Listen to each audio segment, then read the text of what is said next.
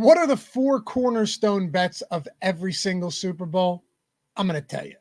You got the spread or the money line. You got the total. You got the first touchdown score. And, of course, you got the MVP. And, boy, do I have a fun one today. This hasn't happened since 1998, and it's about to happen in 2024 in Super Bowl 58. Dave Loughran coming along with me, Ben Rasa, one of my best friends around here. So we figured we get the band back We had to. for Super We Bowl had 58. Look, dude, we got the four major bets. Now, of course, we could bring someone else in here. Our boy Eitan, he could hit you with like an octopus. I think last year set up nicely for that. It did hit.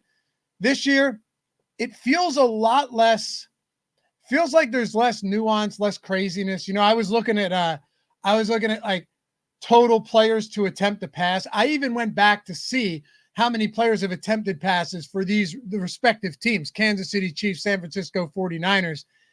Not much going on. Like one from Kadarius Toney on the season, one from a punter, nothing really else. One from Deebo Samuel. So I'm staying away from the over on that. Actually, I don't hate the under, but it's juiced pretty heavily. I think we stick to the four big ones here, and we walk out of Super Bowl. We walk out of Sunday night with some more money in our pockets. I like it. Yeah, I mean, listen, there's endless amount of bets here at OddsShopper. You're going to see a ton of content, and some of it will dive into the aquatic animals, the octopuses, all this crazy stuff. But to me, when I bet the Super Bowl, truly, and I sit down, you've got a spread and a total, which are obviously, you know, big bets. Who's going to win the MVP?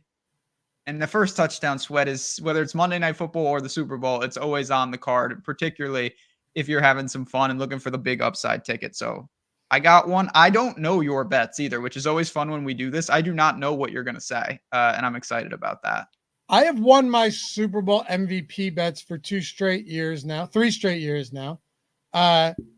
With that in mind, though, Ben, Pressure. I didn't do. Actually, that's not true. Not 3 straight years, because Cooper Kupp won it for the Rams. Got that wrong. But Brady and Mahomes, and we already knew that, like last year. Sure, you and I have some fun long shot plays because I always sprinkle on a lot. I think I had like a Hassan Reddick long shot last year. But you know that when you've got Tom Brady, Patrick Mahomes, Jalen Hurts, those type of guys, chances are they're going to end up winning the MVP. Whoever wins that game is going to end up winning it. I think there's some more nuance to this one, and we're going to get into that because this game sets up differently than we've seen in the past. I'll tell you why in just a second. But first, we got to hit on the obvious, the most blatant one out there, the money line or the spread. What do you have for Super Bowl 58? Got the Niners, -2. There's a -105 out there. Again, these lines are going to be bouncing around, so make sure you're shopping. But San Francisco, baby. I actually thought, in hindsight, you couldn't have asked for a better situation for them. They were, I'm not going to say dead and buried, but they were on the ropes, the real ropes, and they battled back. They responded. Purdy responded. He made plays when he needed to, particularly with his legs, which is going to be an interesting theme. Deebo avoided major injury again. He's back. So many weapons. San Francisco, I thought, was the best team, and I actually thought that the Lions really gave them all they can handle. And then I'll just flip it before I pass it to you. On the other side, I'm not going to take away what Kansas City did. You go into Baltimore and you deserve to win. But I will say, having watched the game objectively, I didn't have a huge rooting interest, a huge stake or anything. I did bet the Ravens, but I thought that Baltimore really played poorly. The turnovers, the penalties, I didn't come away saying, wow, the Chiefs are far superior. I came away saying the Chiefs did what they needed to do to win. I don't think they're going to have that luxury against San Francisco. And I think ultimately, if there's not a huge turnover variance, if it equals out, the Niners are the better team. And I think we're going to see the Chiefs offense still not be able to make the plays when they needed to. I know they've been better in recent weeks. San Francisco, that is the first cornerstone. They're going to win the Super Bowl. So build off that. So one of the things that your analysis plays into, kind of just funnels into mine for the total. The Kansas City Chiefs are winning on the back of their defense, right? Yes. Now, to be fair, like you said, Baltimore, Lamar Jackson, they stunk the joint up the other week. It was not good, right? I mean, there were a lot of penalties, but also that offense really struggled. I would assume that you, as well as myself, expected a better offensive performance at home in the AFC Championship game than we got out of Lamar Jackson and company. The best play was him catching his own tipped ball for a You're 13-yard gain. with that play. You really are. Obsessed with it? Yeah, you. It was awesome. It was pretty cool, but nothing materialized from it. No, but it was crazy. It was a 17-10 game against the Baltimore offense that has been phenomenal all season long. Let's not take away from the Chiefs defense here, okay? This defense is very, very good. This is a very potent defense, particularly in the passing game. Everything I say with this is going to funnel into my MVP pick as well, right? Everything in some form or fashion is tied to one another. Now, can you same game parlay the MVP pick into all of these other plays? No, but it's still a relative long shot. But I like the under here, 47.5. Yes, you're coming off of a game with the San Francisco 49ers where, look, I like the over in that game, and it hit. But I think this is a uniquely different situation than we got last week. The Kansas City Chiefs defense is leaps and bounds ahead of anything we've seen from the Detroit Lions defense, right? You would agree. 100%. It's not even close. And their secondary in particular is stellar. Now, San Francisco's excellent at picking yards up after the catch and really tormenting defenses in that way. But I'd like the under 47.5. It's, by the way, it's 47.5 minus 110 across the board, pretty much everywhere I've looked. I think this is a lower scoring game. I would be surprised if this ends up developing into a shootout. If this develops into a shootout, I'd have real concerns about the 49ers winning this game, honestly, because Kansas City's defense has held them up. They have buoyed them throughout the entirety of the season and through the postseason.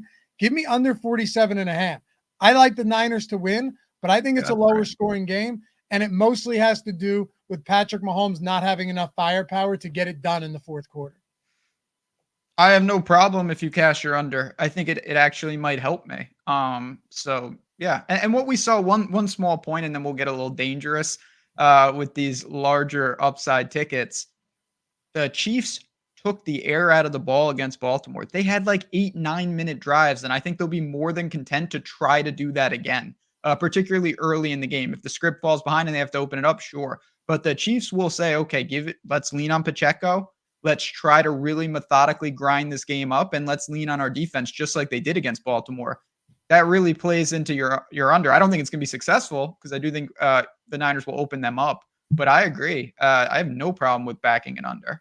Because where's the true big play upside with the Chiefs? I mean, MVS, baby. He's emerging. Right. That's kind of the issue, though, right? Is that MVS is the big play upside there. Look, outside of one play to ice that game, what do you do? Right? I know Rashee Rice can rip off some big plays here and there. They don't really have that true game breaker in the offense right now. They don't have that true Tyreek. True reliable field stretcher. MVS was brought in not to be Tyreek Hill, but to do 30% even of what Tyreek Hill has done. Up until this point, he's done 5% of what Tyreek Hill was capable of doing. So you're right. How does Kansas City move the ball? Methodically, slowly downfield. And then oftentimes they're going to stall out in the red zone. So that combined with a really good pass second, their pass defense is spectacular, man. They're really good. They have a great pass rush. We saw Brock Purdy, by the way, in some pretty crucial situations against Detroit and against Green Bay, take some really bad sacks. And I think that plays into this as well, to the under.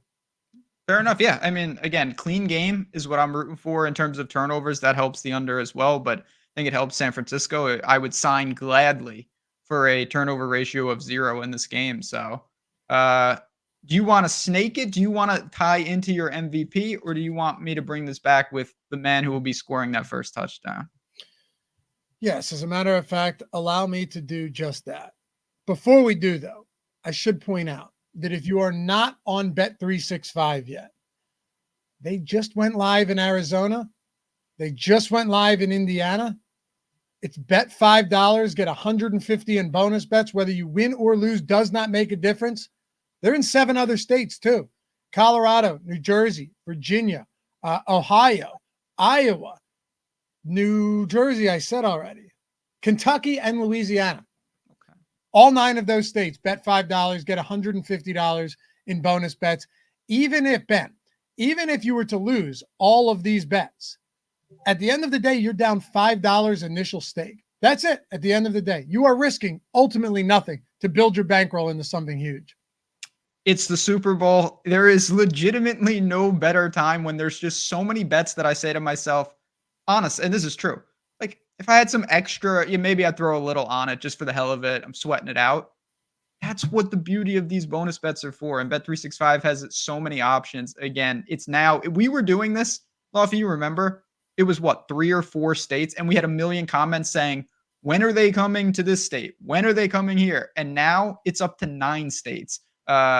With Indiana and Arizona joining, there are so many more people able to get this book. It's one of the oldest and most reliable books.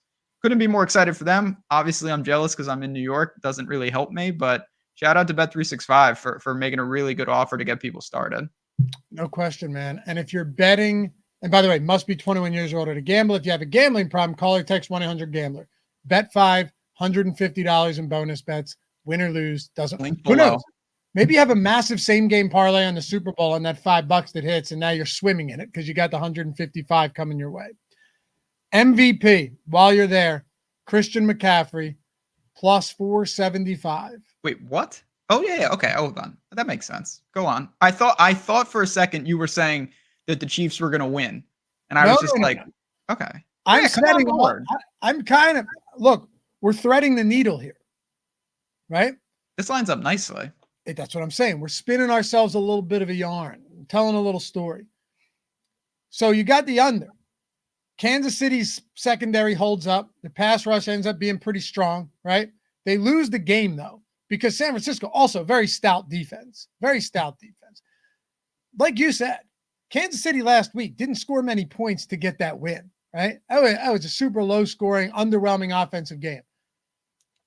Brock Purdy and company could easily win this game where Purdy is not the MVP. And I'm telling you, if there was one team in the league where you win the Super Bowl and the initial thought isn't to give the MVP to the quarterback, it is clearly the San Francisco 49ers. Without question. Without question. Plus 475. And if you allow me to put this in perspective for a moment, Brock Purdy is plus 225. Christian McCaffrey is plus 475. You obviously don't have a no side on any of these. But to me, if you like the Niners to win the Super Bowl, I don't see how you don't find the value on Christian McCaffrey over Brock Purdy, because they could easily win this game where Christian McCaffrey, as he's done so much of the season, mind you, he was a legitimate finalist for the MVP in the regular season. Terrell Davis is the last guy to win the Super Bowl 32. If a running back can win the MVP in any of these years, it's going to be Christian McCaffrey at plus 475, because he is the only other guy on this team that wins unless something crazy happens on defense. And it's a stretch to think that happens. I really like this at 475, Ben. I think there's actually, far be it for me to say value on an MVP bet, but I think there's value at plus 475. So it's interesting because McCaffrey is somebody, obviously he can catch the ball. They'll give it to him on the goal line. He's going to have major work. He's going to be involved. I think the biggest thing with MVP is what you mentioned already. Brock Purdy doesn't get the, if it's close, it automatically goes, tie goes to the quarterback. He gets a little of that. But if Mahomes is living and breathing and the Chiefs win, it's going to be him, unless Kelsey catches like 9 touchdowns. And so I think that's the difference. But I want to ask you, because it spins into my first touchdown score. Are you not nervous, just a little bit, that my man Deebo Samuel doesn't break one for like 90 yards? Because the thing that I like about Deebo, and the reason that I bet him as the first touchdown scorer, first of all, you have to shop this, but there's up to almost 10-1 on FanDuel. Plus 950 is on my screen right now. Deebo can score from anywhere. We know that if it gets to the 1-yard line, Christian McCaffrey is getting that ball. But the thing I love about Deebo, they could be on the 30, the 40. It doesn't really matter. And they will give him some chances close to the goal line with carries. He had 3 carries in that game against Detroit. He had 9 targets in that game, turned into 8 receptions. And I firmly believe he is the best player in the entire league after the catch. Get him the ball and let him go. I love this sweat, partly because I think it's a good number, of course, but also because Deebo Samuel can score from anywhere on the field. And if he gets his opportunities, it only takes one with him. I think Deebo's going to have a huge game. I'm over on Showdown, over on the DFS side. He's my first touchdown scorer for this game. Would you sprinkle some MVP bets? 20-1? I think I will be completely honest. I do really like that number on McCaffrey. I think it's an interesting situation with how San Francisco is constructed.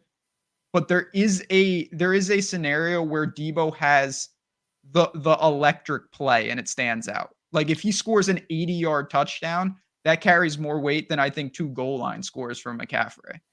2 goal line scores with 170 yards from scrimmage is different than 2 goal line scores. So it is weird. However, I get what you're saying, and this is why like Brock Purdy's probably my least favorite MVP pick, even though I like San Francisco, because after McCaffrey, assuming we think San Francisco is going to win, I like Deebo.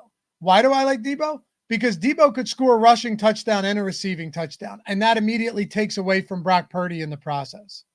It's also, again, this is all subjective, but I think there's an optics difference between an 80-yard pass to Deebo for a touchdown that travels 1 yard. Like if Deebo scores on an 80-yard pass, Purdy probably threw a slant or a screen pass, and people are going to remember Deebo bobbing and weaving, not Purdy throwing a 50-yard dart down the field. And I think that stuff makes a difference, because the other thing to talk about with Purdy, most of his production is going to go to another superstar. So he's not getting a ton of equity when he makes good plays that isn't going to one of the other MVP candidates like McCaffrey or Deebo. So it's a fascinating game to do this. Hit us in the comments, by the way, with who is your MVP, because I think we're going to get a lot of mixed bag of who it's going to be, particularly on the Niners side. Agreed. And again, it also entirely dependent on who you think wins this game. Of course. Right? Now, like there could just be value. Honestly, I think you could be like, oh, well, I kind of like Kansas City, but Christian McCaffrey Jones. plus, what's that? I thought you were going to say Chris Jones. That was my prediction. I mean, that's not an insane thought. He's 10-1. What's that? He's only 10-1. I'm sorry. He's 100-1. Okay. I was gonna say that is, if he's 10-1, that's the worst bet in the history. That'd be the fourth shortest odds. He's 100-1. If you thought Kansas City wins like 13-3, Chris Jones could definitely be the guy. Yeah. Yeah. But again, there's still Patrick Mahomes. Yes. Right? Like that Tom Brady, Patrick Mahomes, Jalen Hurts would have been the same thing, just kind of like these well-known marquee guys. That's different than Brock Purdy. Now, could you say, yeah, but what about the whole lovable story of Mr. Irrelevant, last pick in the draft? Sure.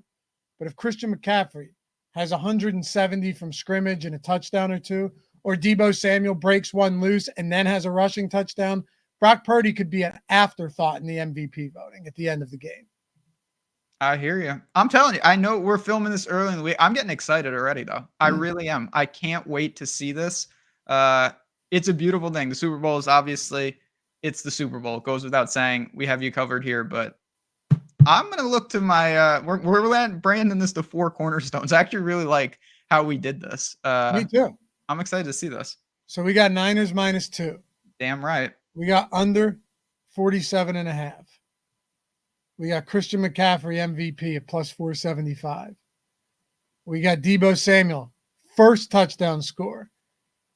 And maybe we sprinkle a bit on Deebo Samuel MVP at 20-1. Just a little sweetener. And you can have some fun with it too. Like, you want to Deebo first touchdown score, Niners to win. That is the same game parlay that you can do. Like, you can have some fun with it on top of everything. We got a ton more content coming up on the channel. If you haven't done so, hit that thumbs up, subscribe, follow Ben at JazzRaz DFS on Twitter, me at Laffy_D. It's LOUGHY_D. It's almost here, baby. Let's have some fun. Wrap up the season in a big way, make some money, and we'll see you back here. Plenty more coming up throughout the week right here on the OddsShopper YouTube channel. Peace.